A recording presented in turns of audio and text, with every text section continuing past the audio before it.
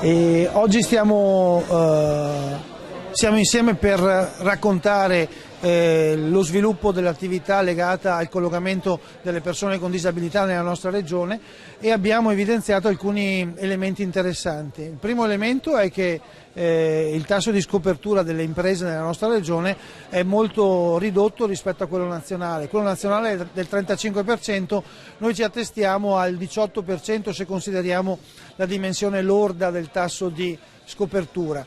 E in particolare nelle private, poi nelle imprese private è del 13%. Questo è possibile perché insieme al collocamento tradizionale di disabili, di lavoratori disabili, c'è anche tutta l'attività che viene svolta attraverso le convenzioni di programma fino alle convenzioni per l'articolo 14, che è l'attività specifica poi molto qualificata che è legata ai centri per l'impiego. Noi consideriamo questa attività proprio la premessa per poter sviluppare maggiormente la collaborazione con le imprese, con le 20.000 imprese che hanno la necessità di affrontare il tema e quindi contiamo come centri per l'impiego di poter essere più vicini alle imprese con un'assistenza specifica anche attraverso la specializzazione del disability management, che diventa a questo punto un corso di formazione sistematico che faremo nelle 7 province, a cui chiederemo la disponibilità a tutti gli operatori